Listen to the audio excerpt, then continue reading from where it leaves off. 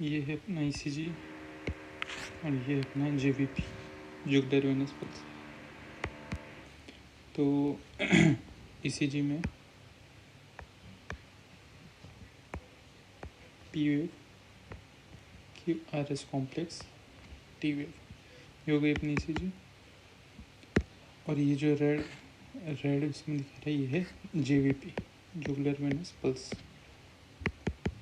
Okay, तो JVP jugular venous pulse में 5 waves होती हैं। A wave, C wave, X, V, Y. Total कितनी हो गई? 5। टोटल है 5 वेव्स। तो देखो, अब हम लोग ईसीजी, ये क्या अपना ईसीजी और ये क्या अपना जेवीपी, जुगलर वेनस पल्स। तो और जुगलर वेनस पल्स हम लोग कहाँ फिल करते हैं? सेंट्रल वेन में। सेंट्रल वेन मतलब उसमें हम लोग वो लाइन डालते जुगलर वेन के अंदर, जो कि अपने नेक से होके गुजरती है। ओके, फिर तो इधर हम लोग कंपेयर करेंगे ईसीजी विथ जेवीपी। तो ईसीजी जेवीपी का कंपैरिजन करेंगे तो हमको ज़्यादा अच्छे से समझ में आएगी कि ऐसा क्यों होता है। देखो, P wave, Q R S complex, T wave, हाँ ये हो गई ईसीजी। तो पी का जो स्टार्टिंग पॉइंट है और जो आर का जो पीक है, इस ड्यूरेशन के ड्यूरिंग क्या होता है? Atrial systole. जो अपना ये जो ऊपर के 2 चैम्बर्स है एट्रियम है, ये क्या करते हैं? कॉन्ट्रैक्ट करते हैं, तो इसको बोलते हैं एट्रियल सिस्टोल।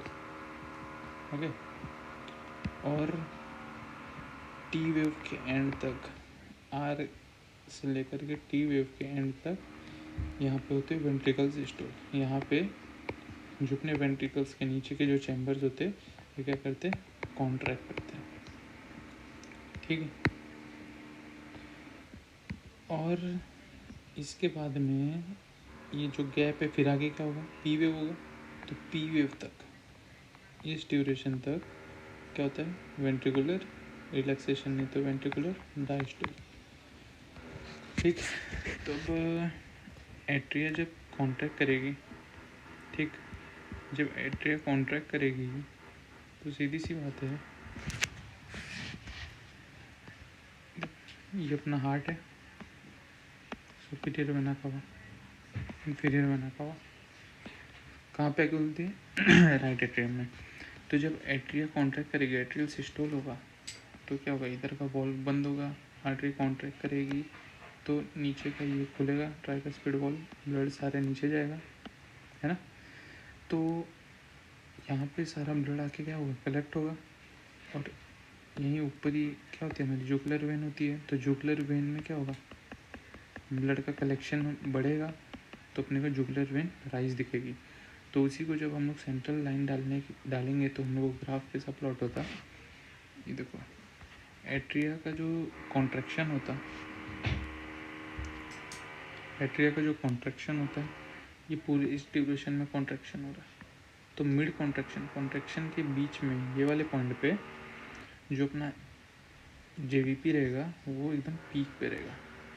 ठीक, देखो जैसे यहाँ एकदम पीक पे, तो इसको बोलते हैं हम लोग ए वेव। ए वेव क्या होता है? पॉजिटिव। और ये कहाँ तक रहेगा? एट्रियल कॉन्ट्रैक्शन तक। ठीक, अब एट्रिया कॉन्ट्रैक्ट कर गई, एट्रिया कॉन्ट्रैक्शन के बाद में क्या होता? एट्रियल कॉन्ट्रैक्शन के बाद में वेंट्रिकुलर कॉन्ट्रैक्शन होगा। तो वेंट्रिकुलर कॉन्ट्रैक्शन में जब वेंट्रिकल कॉन्ट्रैक्ट करेगी, आइसोवोल्यूमेट्रिक ये होता है कॉन्ट्रैक्शन, उसके बाद में जब इजेक्शन होता है तो उस समय क्या होता है? ये जो हार्ट है, जो ट्राइकस्पिड वॉल्व जो क्लोज होती है, ये थोड़ा सा ऊपर की तरफ बल्ज करती है। तो ऊपर जब बल्ज करती है तो एक स्लाइड डिफ्लेक्शन दिखता है, पॉजिटिव डिफ्लेक्शन, तो इसको हम लोग बोलते हैं सी वेव। अब जब ब्लड पल्मोनरी आर्टरी में चला गया राइट वेंट्रिकल से, तो प्रेशर वेंट्रिकल में कम हो गया, तो अब क्या होता है, ये जो ट्राइकुस्पिड वॉल्व खुल जाता है, तो ब्लड क्या धड़ाधड़ आने लगता है वेंट्रिकल में। तो इसकी वजह से हम लोग को एक नेगेटिव वेव दिखता है। तो नेगेटिव वेव दिखता है क्यों, उसको हम लोग बोलते हैं एक्स, ठीक है। और ये कब तक दिखे हम लोग को, वेंट्रिकुलर सिस्टोल, वेंट्रिकुलर सिस्टोल।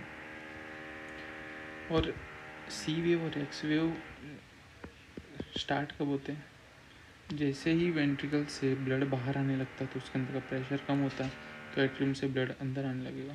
तो ये पॉइंट है, इसको हम लोग बोलते हैं इंजेक्शन क्लिक, इंजेक्शन क्लिक, जिसे देखो इंजेक्शन क्लिक से। और हम लोग को पता है हार्ट के साउंड्स होते हैं, S1 S2 S3 S4। तो S1 S2 तो नॉर्मली सुनाई देता है हम लोग को। तो S1 क्या होता है, माइट्रल एंड ट्राइकुस्पिड का क्लोजिंग। तो क्लोजिंग कब होता है, जब एट्रियल सिस्टोल कर जाती है उसके बाद में क्लोज होगा। तो ये पॉइंट होता है S1 का। और S2 कब होगा, वेंट्रिकुलर सिस्टोल के बाद में। तो ये पॉइंट है S2 का, ठीक है। अब देखो एक्स वेव में ब्लड बाहर चला गया, वेंट्रिकल से बाहर चला गया, प्रेशर एकदम कम है। अब क्या होगा,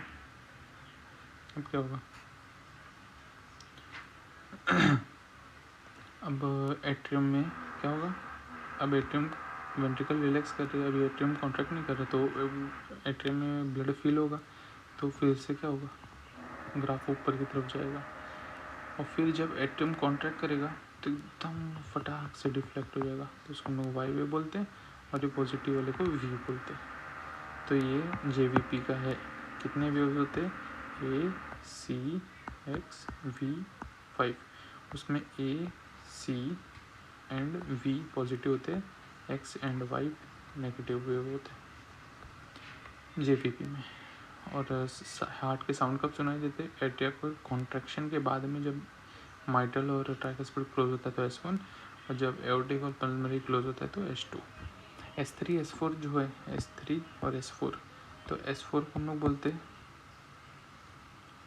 एट्रियल गैलोब रिदम, इसको वेंट्रिकुलर गैलोब रिदम S3 को। तो एट्रियल गैलोब रिदम कब होता, मान लो ये अपना हार्ट है, ये एओर्टा है, हाँ। तो जब मान लो ये जो एओर्टा है यहाँ पे स्टेनोसिस हो गया, तो ब्लड बाहर जा नहीं पाएगा, तो क्या होगा, प्रेशर वेंट्रिकल्स में बिल्ड होगा, वेंट्रिकल्स के बाद में एट्रियम में बिल्ड होगा, इसकी वजह से क्या हो जाएगा, हाइपरट्रॉफी हो जाएगा। तो जब हाइपरट्रॉफी में जब एट्रिया कॉन्ट्रैक्ट करती है तो हम उसको S4 सुनाई देता, ठीक है, S4। तो एट्रियम कॉन्ट्रैक्ट कब करती है, ये है ना अपना एट्रियल सिस्टोल, तो यहाँ पे हम लोग को S4 सुनाई देगा। वो थर्ड साउंड कब सुनाई देगा, यहाँ पे, ठीक। अब S3 क्या है, वेंट्रिकुलर गैलोब रिदम। तो वेंट्रिकुलर गैलोब रिदम कब सुनाई देता है, जब हार्ट में एकदम एक्सेसिव डायलिटेशन हो जाए, वेंट्रिकल्स एकदम डायलेट हो जाए। तो जब वेंट्रिकल्स डायलेट हो जाएंगे तो एट्रिया की जो ब्लड नीचे आएगा, तो इसमें इसके वॉल्स पे हिट करेगा ब्लड, और जब हिट करेगा तो एक साउंड आता है, उस साउंड को हम लोग बोलते हैं ventricular gallop rhythm S3, third heart sound. तो वो हम लोग को कब सुनाई देगा, S3, यहाँ पे।